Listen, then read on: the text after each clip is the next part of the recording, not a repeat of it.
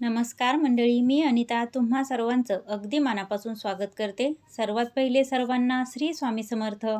तर मंडळी, 9 ऑगस्ट रोजी रक्षाबंधन आलेलं आहे. प्रत्येक वर्षी श्रावण शुक्ल पौर्णिमेला म्हणजेच नारळी पौर्णिमेला आपण सगळेजण भाऊ बहिणीच्या अतूट नात्याची वीण असलेला राखी पौर्णिमेचा सण साजरा करत असतो. जगाच्या पाठीवर भाऊ बहीण एकमेकांपासून दूर जरी असले तरी बघा, भावा बहिणीचं नातं दिवसेंदिवस अजून घट्ट व्हावं, त्यांच्यामधील प्रेम, काळजी, परस्पर संवाद नेहमी टिकून राहावा व भावाने बहिणीचा कायम एक पाठीराखा व्हावं आणि बहिणीने सुद्धा भावाची एक पाठराखीण व्हावं म्हणून रक्षाबंधन हा सण साजरा केला जातो. बघा, भावा बहिणीचं नातं अगदी अतूट असतं आणि त्या प्रेमाची जाणीव करून देणारा सण म्हणजे रक्षाबंधन. बघा, प्रत्येक मुलगी ही जी जेव्हा लग्न करून सासरी जाते तेव्हा या सणाची आतुरतेने वाट बघत असते. बघा, 2025मध्ये पौर्णिमा ही तिथी 8 ऑगस्टला दुपारी 2:12 सुरू होते आणि 9 ऑगस्ट रोजी दुपारी 1:24 असणार आहे. म्हणजेच उदय तिथीनुसार आपल्याला राखी पौर्णिमा ही 9 तारखेला म्हणजेच 9 ऑगस्ट रोजी आपल्याला राखी पौर्णिमा ही आपल्याला साजरी करायची आहे. तर बघा, रक्षाबंधनच्या दिवशी जो काही राखी बांधण्याचा जो काही वेळ आहे तो दुपारी पौर्णिमा ही 1:24 असणार आहे. त्यामुळे आपण दुपारी 1:24 पौर्णिमा तिथी असेपर्यंत राखी आपल्या भावाला ही बांधायची आहे. आता भद्र काळामध्ये रक्षाबंधनाचा सण साजरा करणं शुभ मानलं जात नाही. त्यामुळे बघा, यंदा 2025मध्ये रक्षाबंधन या सणादरम्यान भद्र काळाचे सावट आहे की नाही, तर पहा, यंदा भद्रा काळाचे सावट या रक्षाबंधनाच्या सणाला नाही. कारण 9 ऑगस्टला सकाळी सूर्योदय होण्याच्या अगोदर भद्रा काळ संपत असल्यामुळे 9 तारखेला आपल्याला राखी पौर्णिमेच्या दिवशी भद्राची सावली नसणार आहे. पण राहू काळ हा सकाळी 1.5 तास असल्यामुळे आपल्याला त्या वेळेमध्ये राखी बांधायची नाही. बघा, आता व्हिडिओमध्ये आपण अभिजित मुहूर्त, राहू काळ आणि तसेच शुभ मुहूर्त काय आहे रक्षाबंधन साजरा करण्याचा, आपण आता व्हिडिओमध्ये पुढे ती माहिती पाहणारच आहोत. पण व्हिडिओमध्ये पुढे जाण्यापूर्वी बघा, आपण रक्षाबंधनविषयी सुद्धा संपूर्ण माहिती जाणून घेणार आहोत. बघा, तुम्हाला जर हा व्हिडिओ आवडला तर व्हिडिओला लाईक करायला अजिबात विसरू नका. अजून तुम्ही चॅनलला सबस्क्राईब केलं नसेल तर चॅनलला जरूर सबस्क्राईब करा. आणि बघा, व्हिडिओ पाहत असताना कमेंटमध्ये श्री स्वामी समर्थ लिहायला विसरू नका. तर बघा, येत्या 9 ऑगस्टला शनिवारी रक्षाबंधन आलेलं आहे. रक्षाबंधन कशा प्रकारे साजरं करावं, भावाच्या औक्षणासाठी ताट तयार करत असताना काय काय वस्तू त्या ताटामध्ये ठेवाव्या, औक्षण हे योग्य पद्धतीने कसं करावं व कोणत्या वेळेत करावं, या दिवशी कोणत्या नियमांचे पालन करावे, मासिक पाळी, सूतक, विटाळ, गरोदर महिला यांनी रक्षाबंधन साजरे करावे का, शुभ मुहूर्त काय आहे व राहू काळ कोणत्या वेळेत आहे, याबद्दल संपूर्ण माहिती या व्हिडिओमध्ये तुम्हाला मिळून जाईल. तेव्हा व्हिडिओ पूर्ण पहा.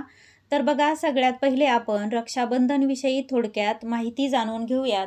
रक्षाबंधनाचा सण जरी भावा बहिणीचा असला तरी राखी ही एक मुलगी आपल्या वडिलांना, एक वहिनी आपल्या दिराला आणि एक बहीण आपल्या आत्ते भावाला किंवा मावस भावाला किंवा मामे भावाला देखील बांधू शकते. एक आईसुद्धा आपल्या मुलाला राखी बांधू शकते. तसेच एखाद्या घरात फक्त मुलीच असल्या तर बघा, यामध्ये सुद्धा एक बहीण सुद्धा दुसऱ्या बहिणीला राखी बांधू शकते. बहीण आपल्या भावाचं औक्षण करते आणि त्याच्या उजव्या हाताच्या मनगटावर राखी अर्थात जे रक्षासूत्र बांधते, जेणेकरून आपल्या भावाला दीर्घ आयुष्य लाभेल आणि त्याचं सर्व काही चांगलं होईल. रक्षाबंधनाच्या दिवशी भावाच्या उजव्या हाताला राखी बांधणं हे अत्यंत शुभ मानलं जातं. शास्त्रानुसार उजवा हात हा वर्तमान जीवनातील कर्माचा हात मानला जातो.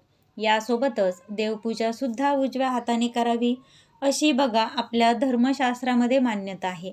भावाचं औक्षण करण्यापूर्वी घरातील देवांचे औक्षण करा व एक राखी देव्हाऱ्यात आवर्जून बांधा. म्हणजे देवघराला आवर्जून आपल्याला एक राखी बांधायची आहे. त्यानंतर आपल्या घरातील मंडळीसोबत आपण रक्षाबंधन साजरे हे करू शकतो. राखी सूर्यास्ताच्या वेळेला कधीही बांधू नये. सूर्य मावळल्यानंतर आपल्याला औक्षण करायचं नसतं. तेवढा नियम तुम्ही नक्की पाळायचा आहे. आता पाहूयात की औक्षणाचं जे काही ताट आपण तयार करणार आहोत, तर ते कशा प्रकारे तयार करावं. तर बघा, औक्षण करताना कोणकोणते साहित्य त्या ताटामध्ये ठेवावेत ते आपण प्रथम पाहूयात. आपल्याला प्रथम जे काही आपण ताट घेणार आहोत, तर त्यामध्ये हळदी कुंकू बरोबर मध्यावर अक्षदा ठेवायच्या असतात. तसेच उजव्या हाताला सुपारी आणि अंगठी ठेवायची असते.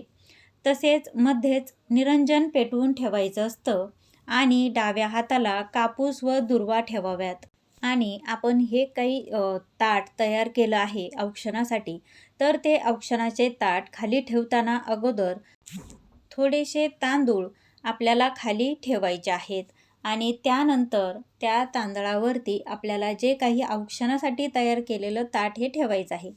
आता ओवाळताना म्हणजेच जेव्हा तुम्ही औक्षण करता तेव्हा ज्या गोष्टी वापरल्या जातात त्या आपण का वापरल्या जातात याबद्दल आपण थोडक्यात जाणून घेऊयात. तर बघा, प्रथम निरंजन याविषयी माहिती जाणून घेऊयात. औक्षण करताना निरंजन का बरे वापरतो आपण? तर बघा, निरंजन म्हणजे दिवा. जर त्याने ओवाळल्याने त्याच्या आयुष्यातील अंधार जाऊन त्याचे आयुष्य उजळून निघावे, हे निरंजन. बघा, निरंजन नेहमी आपण कधी पण एक वात आपल्याला कधीच लावायची नसते. नेहमी 2 वाती किंवा 5 वातीचे निरंजन असावे. त्यामध्ये तेलच घालायचे आहे. बघा, हे तुम्ही लक्षात ठेवा. तूप घालून त्यात फुलवात घालून हे निरंजन आपण तयार करतो, ते देवाला ओवाळण्यासाठीच आपण वापरत असतो. बघा, आपण मनुष्य आहोत, तर कोणत्या पण मनुष्याला आपण जेव्हा ओवाळत असतो तर तेव्हा नेहमी तेलाचाच वापर केला जातो आणि देवांना ओवाळण्यासाठी तुपाचा वापर केला जातो. हा एक नियम तुम्ही नक्की लक्षात ठेवायचा आहे. तर बघा, आपल्या हिंदू संस्कृतीमध्ये आपण सर्व कार्य हे अग्नीला साक्षी ठेवून करत असतो. अग्नी हा परमेश्वर व आपल्यातील दुवा आहे. आपण ज्याला ओवाळतो त्याचे शुभ कल्याण व्हावे अशी प्रार्थना, सदिच्छा परमेश्वरांपर्यंत अग्नीमार्फत व्हावी म्हणून निरंजन पूजा करताना किंवा आरती करताना हा दिवा लावला जातो. तर बघा, आपण सुपारी का ओवाळण्याच्या आपण त्या औक्षणाच्या ताटामध्ये का ठेवावी? तर बघा, त्याचं आयुष्य सुपारीसारखे टणक व मजबूत व्हावे म्हणून आपण औक्षण करताना सुपारी वापरतो. सोने, तर बघा, आपण जेव्हा पण औक्षणाचं ताट तयार करतो तर आपल्या ओवाळणाऱ्या भावासाठी, वडिलांसाठी जे काही कपाळी सोनं आपण लावतो आणि ओवाळतो, तर ते का ओवाळवे? तर बघा, चांदीने का नाही, आपण सोनंच का वापरतो? तर बघा, त्यांचे आयुष्यसुद्धा सोन्यासारखे निकलंक होऊन त्यांच्या आयुष्याला सोन्यासारखे झळाळी येऊ दे, असा त्याचा सोपा अर्थ आहे. आता बघा, अक्षदा आपण औक्षणाच्या ताटामध्ये का ठेवतो? तर अक्षदासुद्धा करताना अखंड तांदळाची अक्षदा करावी. ती कुंकू किंवा हळद किंवा कुंकू लावलेली किंवा बनवलेली असावी. म्हणजे पांढरे तांदूळ घेऊ नका. अक्षदांनी आपण आशीर्वाद देतो, तसेच त्या शुभ कार्यातही वापरल्या जातात.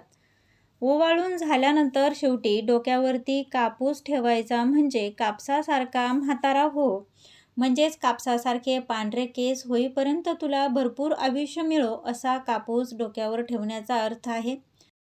आता औक्षण कसे करावे ते आपण थोडक्यात जाणून घेऊयात. आता बघा, प्रथम आपण जे काही ताट जे काही तयार केलेलं आहे ते तांब्या किंवा पितळेचे किंवा चांदीचे ताट असावे. ताट किंवा म्हणजे आपण जे काही स्टीलचं ताट वापरतो किंवा ताटली नसावी. सर्वात पहिले आपण जेव्हा ओवाळायचं आहे तेव्हा निरंजन लावावी.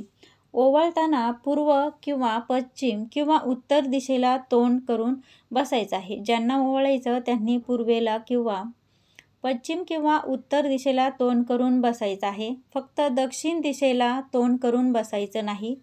सगळ्यात पहिले जिथे आपल्याला ओवाळायचं आहे तिथे एक पाट मांडावा. पाटाभोवती रांगोळी काढावी. त्या रांगोळीमध्ये हलकेसे तुम्ही रंगसुद्धा भरा किंवा तुम्ही त्या रांगोळीवरती हळदी कुंकू टाकावे. नंतर औक्षण करताना भावाच्या डोक्यावर टोपी किंवा रुमाल नक्की ठेवा. मधल्या बोटाने किंवा अंगठ्याने खालून वर असे तुम्हाला आज्ञाचक्रावरती म्हणजे कपाळी मधोमध कुंकू लावावे आणि त्या कुंकवावर अक्षदा लावून उरलेल्या अक्षदा आशीर्वाद म्हणून अक्षदा त्याच्या डोक्यावरती टाकाव्या. नंतर अंगठी व सुपारी दोन्ही एकत्र घेऊन आपल्या डाव्या बाजूकडून त्याच्या तोंडावरून ओवाळून उजव्या बाजूकडे न्यावी आणि ताटाला स्पर्श करून परत डाव्या बाजूकडून उजव्या बाजूकडे हे तोंडावरून ओवाळून अशी न्यावी. असं 2 वेळा आपल्याला करायचं आहे. आणि नंतर त्या तामणामध्ये जे काही आपण ताट घेतलेलं आहे त्याच्यामध्ये सुपारीने अंगठी ठेवून द्यायची. त्याच्यानंतर बघा 2 हातामध्ये आपल्याला ताट घ्यायचं आहे, एका हातात घ्यायचं नाही. आणि डावीकडून उजवीकडे म्हणजेच घड्याळाच्या दिशेने आपल्याला असे 3 वेळा ओवाळायचे. म्हणजे ओवाळत असताना औक्षवंत हो, यशवंत हो, कीर्तिवंत हो असं आपल्याला ओवाळताना 3 वेळा म्हणायचे आहे. ओवाळून झाल्यानंतर भावाला राखी बांधायची आहे. बघा, राखी बांधताना जेव्हा भावाच्या उजव्या हातामध्ये आपल्याला आधी नारळ द्यायचा आहे, त्यानंतर उजव्या हातात राखी बांधावी. एक गोष्ट लक्षात ठेवा, राखी बांधताना हात मोकळा न ठेवता हातात नारळ देऊनच आपल्याला राखी बांधायची आहे. राखी बांधताना पुढील मंत्र म्हणावा. येन बंधो बलिराजा दानवेंद्रो महाबलः तेन त्वाम अनुबंधामी रक्षे माचल माचल. हा मंत्र प्रत्येक बहिणीने राखी बांधताना नक्की म्हणा. या मंत्राचा उच्चार करूनच भावाच्या उजव्या हातात राखी बांधावी. त्यानंतर भावाला काहीतरी गोड असे खायला द्यावे. जसे की बघा, आपण जेव्हा ओवाळायच्या ताटामध्ये पेढे, मिठाई किंवा गोड पदार्थ, चॉकलेट, लाडू अशा प्रकारे जो काही पदार्थ तुमच्याकडे अवेलेबल असेल किंवा तुम्ही मार्केटमधून तुम्ही घेऊन याल तर तेव्हा नक्की मिठाई वगैरे तुम्ही खाऊ घाला. आता शेवटी रक्षाबंधनाला बहिणीला ओवाळणी म्हणून काय द्यावे? तर बघा, भावाने बहिणीला ओवाळणी काय द्यावी? बघा, ओवाळणीच्या ताटामध्ये सोनं देऊ नये, कारण सोनं गरम असतं आणि त्यामुळे बहिणीचा स्वभाव रागीट व तापट होतो असं म्हटलं जातं. म्हणून बहिणीला ओवाळणी म्हणून चांदीच्या वस्तू देऊ शकता, मिठाई देऊ शकता, नवीन कपडे, पैसे देऊ शकता. त्यानंतर भाऊ लहान असेल तर बहिणीच्या भावाने पाया पडावे आणि जर भाऊ मोठा असेल तर बहिणीने भावाच्या पाया पडावे. तर अशा पद्धतीने तुम्ही रक्षाबंधन साजरे करू शकता.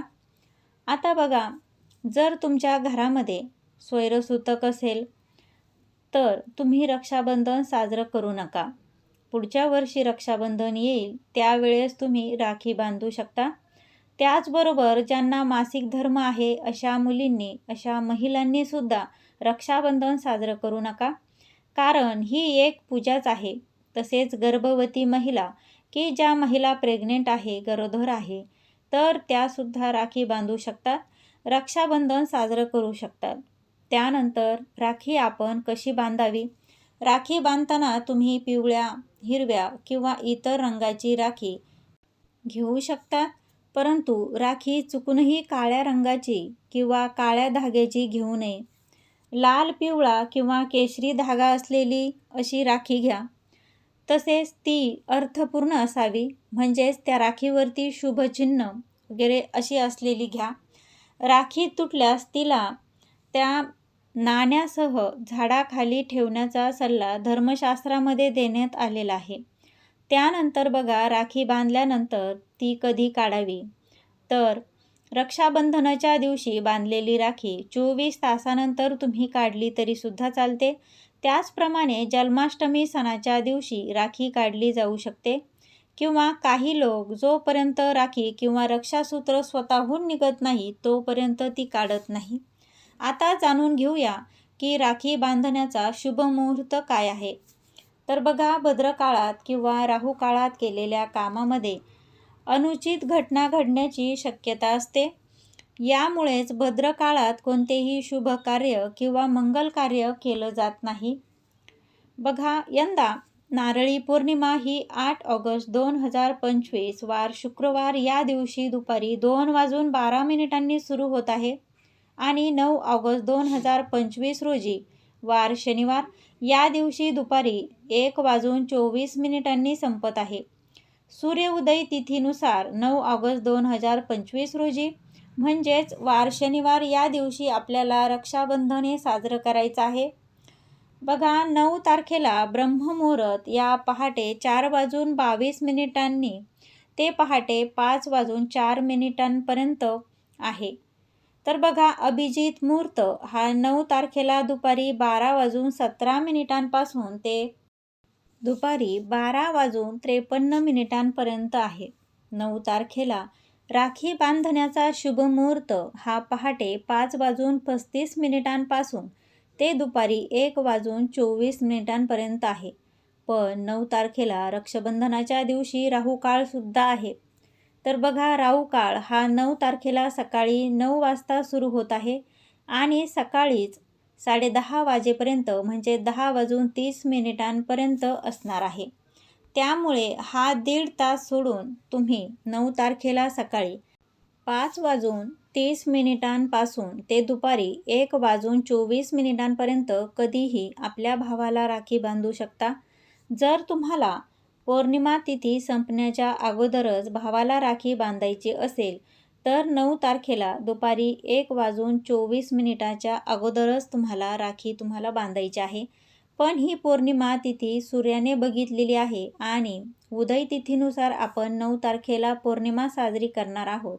तर ही दिवसभरासाठी पौर्णिमा तिथी मानली जाते. त्यामुळे भले पौर्णिमा तिथी संपलेली आहे पण ही सूर्याने बघितलेली आहे म्हणजेच उदय तिथीनुसार 1:24 नंतर सुद्धा दिवसभर तुम्ही भावाला राखी बांधली तरीसुद्धा चालते. दरवर्षी भावाला राखी बांधण्यासाठी भद्रकाळाचा खूप अडथळा असतो, पण यंदा मात्र भद्रकाळ जो काही आहे तो 8 ऑगस्ट 2025 रोजी दुपारी 2:12 पासून सुरू होत आहे आणि तो 8 तारखेलाच मध्यरात्री 1:52 संपणार आहे. त्यामुळे यंदाच्या रक्षाबंधनाच्या दिवशी भद्रकाळ हा नाही आहे. त्यामुळे संपूर्ण दिवसभर तुम्ही आपल्या भावाला राखी बांधू शकता. पण राहू काळ जो आहे तो आपल्याला वगळायचा आहे, म्हणजेच सकाळी जो काही 1.5 तासाचा वेळ आहे ते सोडून तुम्ही आपल्या भावाला राखी बांधू शकता. पण बघा, लक्षात ठेवा, 9 ते 10:30 हा 1.5 तासाचा वेळ तुम्हाला हा सोडायचा आहे, तो राहू काळ आहे. बघा, राहू काळामध्ये कुठलंही शुभ कार्य हे केलं जात नाही. तर त्यामुळे आपल्याला फक्त 1.5 तास सोडून संपूर्ण दिवस हा रक्षाबंधन साजरं करता येणार आहे.